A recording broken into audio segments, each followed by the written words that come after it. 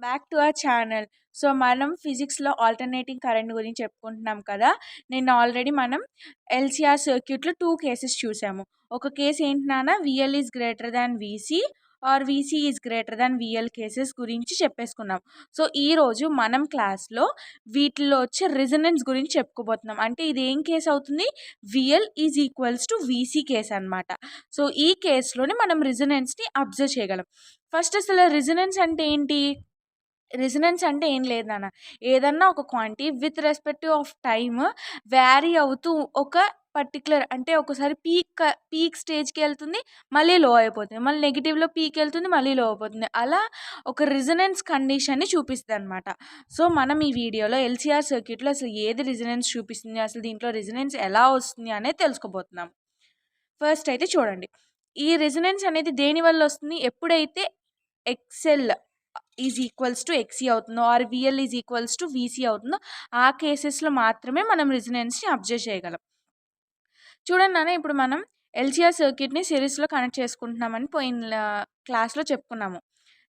LCR inductance, capacitance and resistance. ఈ మూడిటిని మనం సిరీస్‌లో కనెక్ట్ చేసుకున్నాం. ఇప్పుడు చూడండి, ఈ మూడిటిని సిరీస్‌లో కనెక్ట్ చేసుకొని ఒక ఏసీ వోల్టేజ్‌కి కనెక్ట్ చేసుకున్నాం. ఏసీ వోల్టేజ్‌కి కనెక్ట్ చేయడానికి ఏమవుతుంది? కరెంట్ అనేది ఫ్లో అవుతుంది. అండ్ డైరెక్షన్ మార్చుకుంటూ కరెంట్ ఫ్లో అనేది ఇక్కడ ఉంటుంది. సో, ఏదన్నా ఒక పర్టిక్యులర్ పాయింట్ దగ్గర ఎలా అబ్జర్వ్ చేస్తామంటే మనం ఒక పర్టిక్యులర్ పాయింట్ దగ్గర ఏమవుతుందంటే VL is equals to VC అయిపోతుంది. సో, ఆ కండిషన్‌లో ఏమవుతుంది? ఈ రెసొనెన్స్‌ని మనం అబ్జర్వ్ చేయగలం. ఎప్పుడైతే VL is equals to VC అవుతుందో అప్పుడు రెసొనెన్స్ వస్తుంది. అది ఎలా వస్తుందనేది చూడండి. మనకి చూడండి, ఇక్కడ నేను మీకు ఒకసారి ఫేజర్ డయాగ్రామ్స్ రిమైండ్ చేస్తున్నాను. ఇక్కడ వీఎల్ అంటే మనం ఫేజర్ డయాగ్రామ్స్‌లో ఎప్పుడు కూడా పీక్ వాల్యూస్‌ని తీసుకుంటాము లేదా మాక్సిమం అంటాం. కొన్ని టెక్స్ట్ బుక్‌లో వీమాక్స్ అని కూడా ఉంటుంది.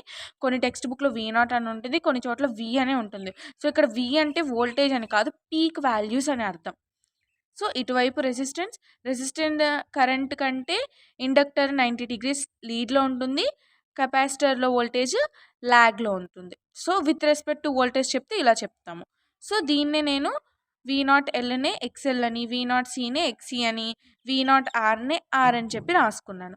సో, ఇవి 2 వీటికి రిలేటెడ్ ఫేజర్ డయాగ్రామ్స్. సో, ఒక చిన్న రీక్యాప్ అయిపోయింది కదా! పాస్ట్ లెక్చర్స్‌లో ఏమేమి చెప్పుకున్నామో. ఇక్కడ చూడండి, మనకి తెలుసు I0 వాల్యూ దేనికి ఈక్వల్ అవుతుంది? V0/Z. పోయిన లెక్చర్‌లో చెప్పుకున్నాం. ఎప్పుడైతే అది ఎల్‌సీఆర్ సర్క్యూట్‌లో ఉంటుందో అది Zకి ఈక్వల్ అవుతుంది. ఇక్కడ Z అంటే ఏంటి నాన్న? ఇంపిడెన్స్ అని. ఇంపిడెన్స్ అంటే is nothing but total opposing force to the flow of the alternating current. ఈ ఆల్టర్నేటింగ్ కరెంట్‌కి టోటల్ అపోజిట్ ఫోర్స్‌ని మనం Z అనుకుంటాం. ఆ Zనే ఇంపిడెన్స్ అంటాము. సో, Z ఫార్ములా ఏంటి నాన్న? √R² + XL - XC whole square or VL - VC whole square. మన ఇష్టం, ఏ వాల్యూస్ వేసినా కూడా ఇలాగే వస్తుంది. So, √R² + VL - VC whole square. Madam, ఇక్కడ ఏంటి మైనస్ వేయకుండా ఏదో కొత్త సింబల్ టిల్డా వేసారని అనుకుంటున్నారా? ఇదేంటి లేదు నాన్న, VL - VC.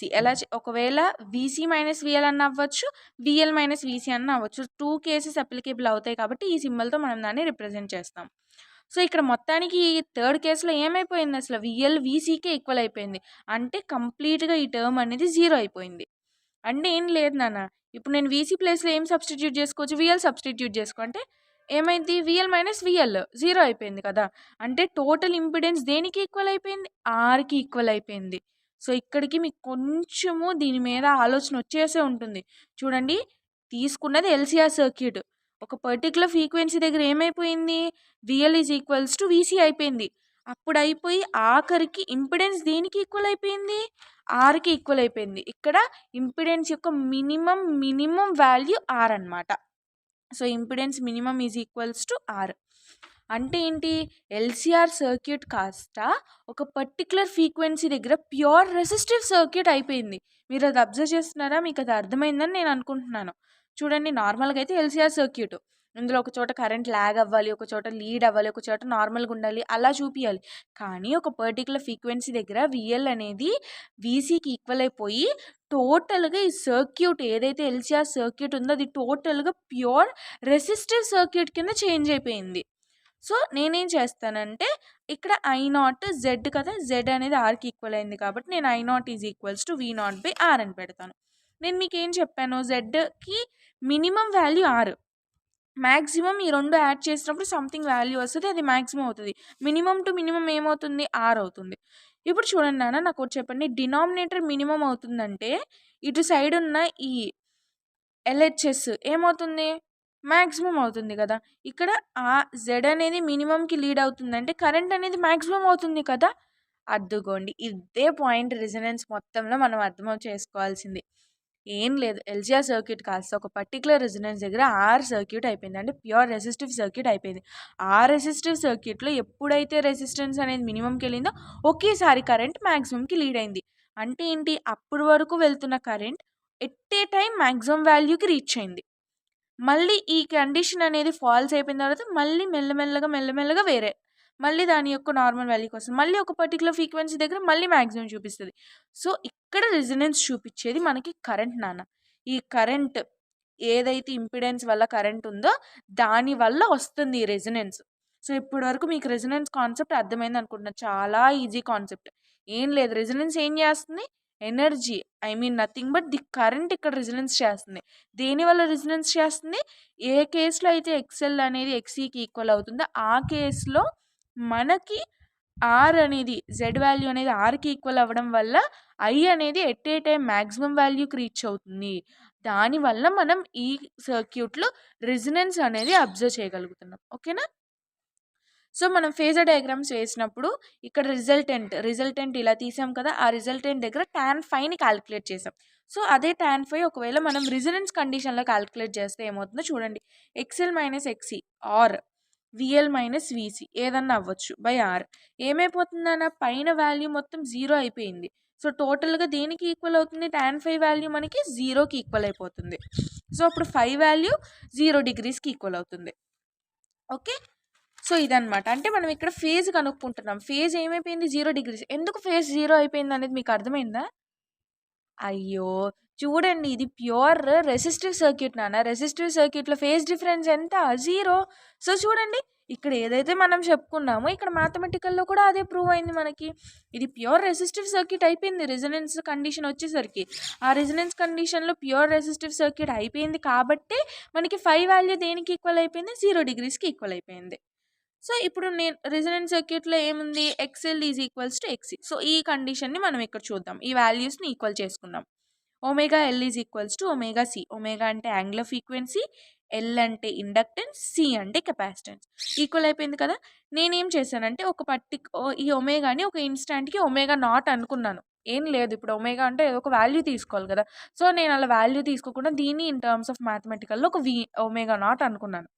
So, omega naught L is equals to omega naught C. దీన్ని ఇటు తీసుకురండి. అప్పుడు ఏమైంది? Omega naught square is equals to 1/LC. Okay. అప్పుడు omega naught is equals to 1/√LC. ఓకేనా? క్లియర్? ఏం లేదు, జస్ట్ మ్యాథమెటికల్ ఆల్జీబ్రిక్ సింప్లిఫికేషన్ అంతే. ఒమేగా నాట్ అంటే ఏం తెలుసు మనకి? 2π/f frequency. ఇది ఎఫ్ అంటే ఫ్రీక్వెన్సీ కదా! F not. మనకు ఒమేగా అంటే 2π/f నాన్న. అదే ఒమేగా నాట్ తీసుకుంటే 2π/f naught. That's all. F naught. ఇప్పుడు F naught is equals to 1/2π√LC. ఇది ఫ్రీక్వెన్సీ అన్నమాట. ఇక్కడ దీనికి ఏదైతే రెసొనెన్స్ కండిషన్‌లో చూస్తుందో అక్కడ ఈ ఫ్రీక్వెన్సీ ఉండడం వల్ల రెసొనెన్స్ వస్తుందని. ఓకేనా? ఇక్కడ మనం పవర్ క్యాలిక్యులేట్ చేస్తున్నాం చూడండి. పవర్ అంటే ఫార్ములా ఏంటి? VI. ఇక్కడ VI అంటే ఏంటి నాన్న? VRMS, రూట్ మీన్ స్క్వేర్ వాల్యూస్‌ని తీసుకుంటాము. అవే మనకి యావరేజ్ వాల్యూస్‌కి ఈక్వల్ అవుతాయి. So, power P is equals to power average is equals to VRMS into IRMS into cos phi. So, నేను దీని డెరివేషన్ నెక్స్ట్ లెక్చర్‌లో మీకు చెప్తాను. ఓకేనా? చాలామందికి డౌట్ ఉండుంటుంది. ఎలా వస్తుంది? జస్ట్ ఫార్ములానే బై హార్ట్ చేయాలా? అలా అనేం లేదు నాన్న. దీనికి డెరివేషన్ కూడా ఉంది. నేను నెక్స్ట్ లెక్చర్‌లో చెప్తాను మీకు. సో, ఇక్కడ మనకి టాన్ ఫై ఎంతొచ్చేసిందన్న 0 డిగ్రీస్ వచ్చింది. సో, నేను ఒకవేళ ఇక్కడ కాస్ ఫై కదా మనకుంది.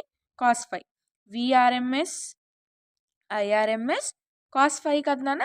ఫై దేనికి ఈక్వల్ అయిపోయింది నాన్న? 0 డిగ్రీస్‌కి ఈక్వల్ అయింది. అంటే కాస్ 0 డిగ్రీస్ ఎంత? 1. అంటే ఏంటి? పవర్ యావరేజ్ అనేది VRMS ఇంటూ IRMS‌కి ఈక్వల్ అయింది.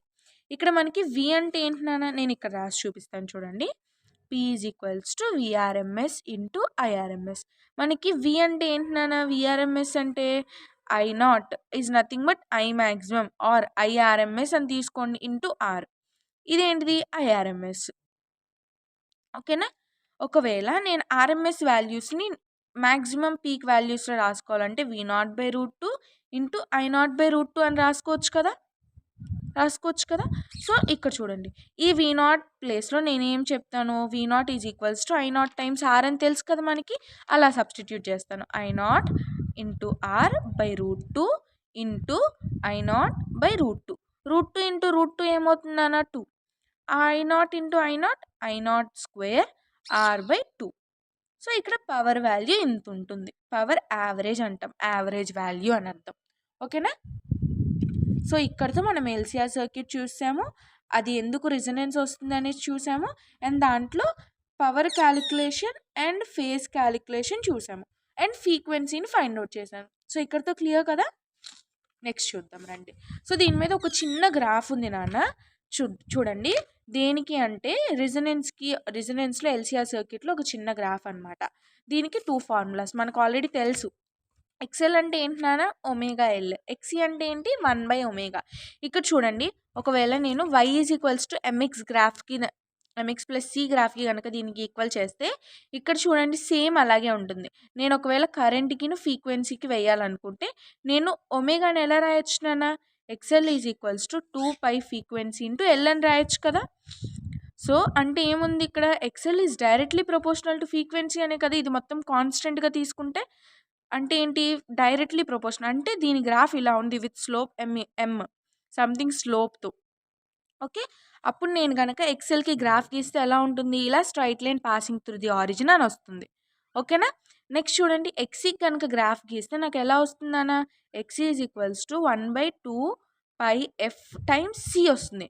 అంటే ఏంటి, XC is inversely proportional to F కదా ఫ్రీక్వెన్సీకి. సో దీని గ్రాఫ్ ఎలా వస్తుంది, ఒకవేళ హైపర్బోలా ఇలా ఫాల్ అయ్యేలా వస్తుంది. ఓకేనా, ఇలా. సో నెక్స్ట్ వచ్చేసి రెసిస్టెన్స్. అసలు రెసిస్టెన్స్కి ఫ్రీక్వెన్సీకి ఏమన్నా సంబంధం ఉందా, లేదు కదా. ఎందుకంటే దీంట్లో అసలు ఫేజే లేదు, ఫేజ్ డిఫరెన్సే లేదు. సో దీనికి ఫ్రీక్వెన్సీకి ఎటువంటి సంబంధం లేదు. సో ఇక్కడ మనం రెజొనెన్స్లో గుర్తుంచుకోవాల్సింది అదే, దీనికి ఫ్రీక్వెన్సీకి ఏ సంబంధం లేదు కాబట్టి జెడ్ అనే ఇంపిడెన్స్ మినిమం వాల్యూ అనేది ఆర్కి ఈక్వల్ అయిపోయింది. ఇది కూడా ఫ్రీక్వెన్సీ మీద డిపెండ్ అయ్యి ఉంటే దీనికి కూడా వాల్యూ చేంజ్ అయ్యాయి కదా ఒక పర్టికులర్ ఫ్రీక్వెన్సీ దగ్గర. కానీ ఆర్ అనేది ఫ్రీక్వెన్సీతో ఎటువంటి డిపెండెన్సీని చూపించట్లేదు కాబట్టి ఆర్ అనేది కాన్స్టెంట్గా ఉంది. సో కాన్స్టెంట్గా ఉంది కాబట్టి ఇలా. సో ఇవి 3 మీట్ అయ్యే చోట ఒక పర్టికులర్ ఫ్రీక్వెన్సీ F0 ఉందని మనం అనుకుంటున్నాం. సో గ్రాఫ్ కూడా క్లియర్ అయిపోయింది కదా.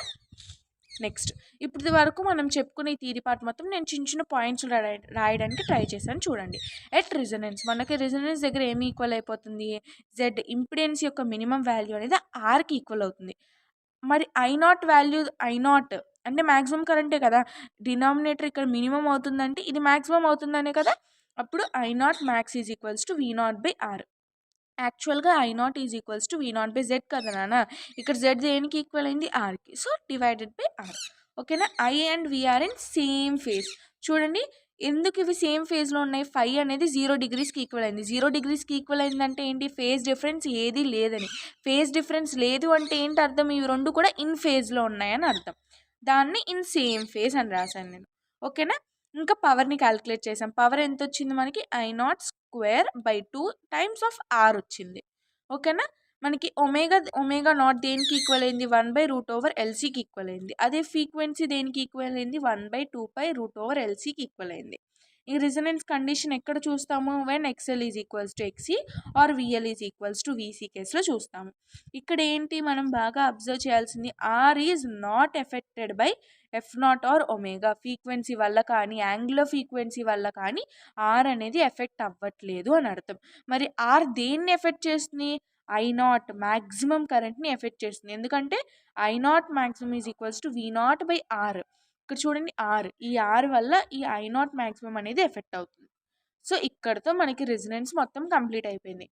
మేడం ఇప్పటి వరకు రెజొనెన్స్ నేర్చుకున్నాము, అసలు ఈ రెజొనెన్స్ని నిజంగా మన డైలీ లైఫ్లో ఎక్కడ అప్లై చేస్తాము, అసలు ఎక్కడ చూస్తాము అంటే దానికి ఒక అప్లికేషన్ తీసుకొచ్చాను నేను.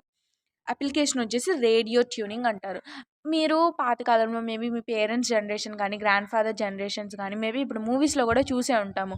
రేడియో మిర్చి 99.8 అని చెప్పేసి మనకి రేడియో మిర్చిలో ఆకాశవాణి అని చెప్పేసి చాలా వస్తుంటాయి కదా! సో, ఆ రేడియోస్‌లో దీని యొక్క అప్లికేషన్ అనేది ఉంది నాన్న. సో, దీన్ని ఫస్ట్ ఒక నార్మల్‌గా ఒక స్టోరీలా చెప్తాను వినండి. ఎలా ఉంటదంటే నాన్న దీని అప్లికేషన్ వచ్చేసరికి సర్టెన్ ఫ్రీక్వెన్సీస్ అనేవి ఫర్ ఎగ్జాంపుల్ నేను, మీరు మొత్తము ఒక 4 మెంబర్స్ ఎవరో ఒకళ్ళు XYZ కలిపి రేడియో ఆఫీస్ పెడదాం అనుకున్నాం. సో, మనం ఏం చేస్తామంటే ఒక పర్టిక్యులర్ ఫ్రీక్వెన్సీ దగ్గర మన సిస్టమ్‌కి సంబంధించిన మ్యూజిక్ ప్లే అయ్యేలా చేస్తామనమాట. ఫర్ ఎగ్జాంపుల్ నేను 98.5 మనం ఆల్రెడీ అబ్జర్వ్ చేసుంటాం చూడండి రేడియోస్‌లో చెప్తారు 98.5 ఎఫ్ఎం చాలా హాట్ గురు అని చెప్పేసి. సో, అదేంటంటే ఫ్రీక్వెన్సీ అనమాట అది. ఆ 98.5 అనేది ఆ రేడియో యొక్క ఫ్రీక్వెన్సీ అనమాట. సో, రేడియోకి చిన్న నాబ్ ఉంటుంది కదా! ఆ నాబ్ ఇలా మనం రొటేట్ చేస్తాం ఆ నాబ్‌ని. సో, ఆ నాబ్ వల్ల ఈ ఫ్రీక్వెన్సీస్ అనేవి డిసైడ్ అవుతాయి. సో, మనం ఆ నంబర్స్‌ని తీసుకున్నాం కదా! XYZ. ఈ 4 మెంబర్స్ ఏం చేస్తారంటే 98.9 నాది, 56.2 ఎఫ్ఎం ఆ ఫ్రీక్వెన్సీది వీళ్ళది అని తీసుకుంటారనమాట. సో, ఎప్పుడైతే మనం ఆ నాబ్‌ని రొటేట్ చేస్తామో అదొక పర్టిక్యులర్ ఫ్రీక్వెన్సీ దగ్గర స్ట్రక్ అవుతది. ఒక పర్టిక్యులర్ ఫ్రీక్వెన్సీని వెతుక్కుంటది.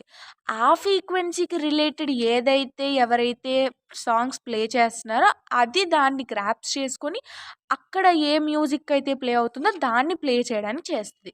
అర్థమైందా? ఏమన్నా డౌట్స్ ఉంటే కామెంట్ సెక్షన్‌లో చెప్పండి. నేను దాని మీద మీకు అక్కడే రిప్లై ఇవ్వడమా, లేదా దాని మీద ఇంకో నెక్స్ట్ వీడియో చేయడమా అనేది నేను చూస్తాను. So, hope you love this video. That's all for today. Happy learning guys. By.